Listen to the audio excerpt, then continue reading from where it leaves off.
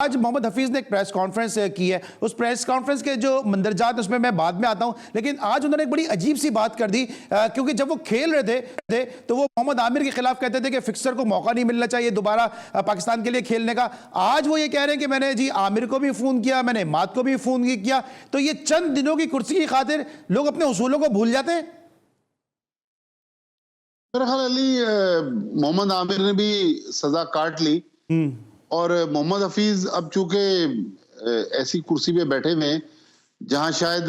उन्होंने भी अब दरगुजर से काम लिया, लेकिन जब हमने बड़े बड़े लोगों को मौके दे दिए पाकिस्तान क्रिकेट में तो मोहम्मद आमिर को भी अब, हालांकि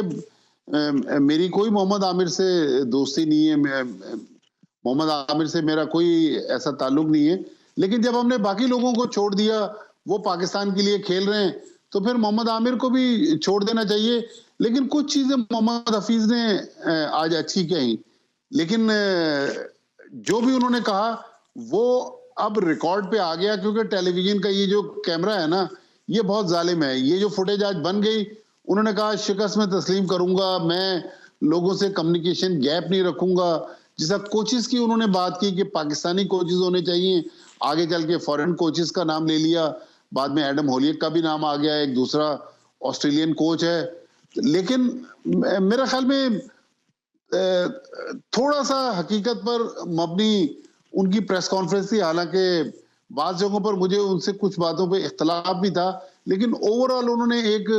अच्छी क्रिकेटिंग प्रेस कॉन्फ्रेंस की। उम्मीद है कि जो आज उन्होंने बातें कह दी, उन्हीं बातों को वो पाकिस्तान टीम के डायरेक्टर के तौर पर रहते हुए कायम रखेंगे। लेकिन अली सलमान, जो मेरा असल सवाल है,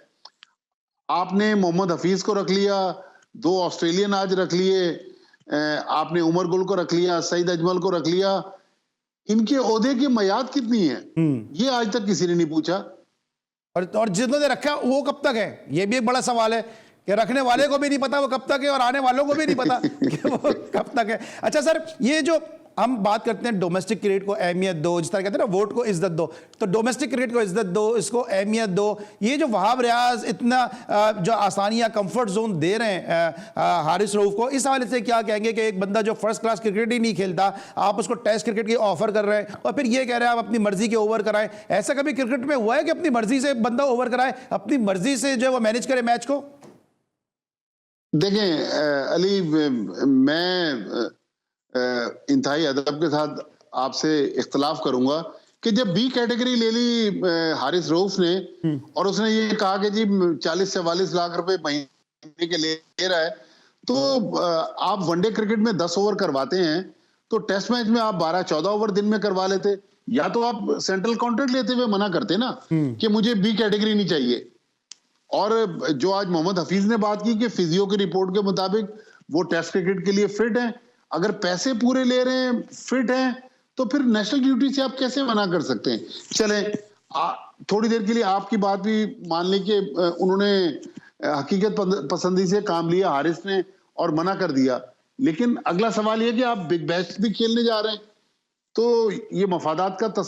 टकराव तो है कि आप नेशनल ड्यूटी मना कर रहे हैं ऑस्ट्रेलिया में खेलने से और ऑस्ट्रेलिया में बिग बैश खेलने जा रहे हैं। और या तो ये आप, जिस तरह इमाद वसीम थे, आज उन्होंने बताया कि इमाद वसीम ने सेंट्रल कॉन्ट्रैक्ट साइन ही नहीं किया था, उनकी रिटायरमेंट ठीक है, लोगों ने उनको रिस्पेक्ट दी। तो हारिस रऊफ भी अगर उनको बिग बैश खेलनी थी और टेस्ट क्रिकेट मना करना था तो फिर सेंट्रल कॉन्ट्रैक्ट साइन नहीं करते ना। जब आपने सेंट्रल कॉन्ट्रैक्ट साइन कर ली और हाईएस्ट कैटेगरी है, ए के बाद बी कैटेगरी बहुत बड़ी कैटेगरी है, 40-44 लाख रुपए तो पाकिस्तान में बड़े बड़े मल्टीनेशनल कंपनीज के सीईओज भी नहीं लेते। वो पैसे जब आपको मिल रहे हैं तो फिर पाकिस्तान के लिए तो आपको खेलना तो पड़ेगा। बिल्कुल।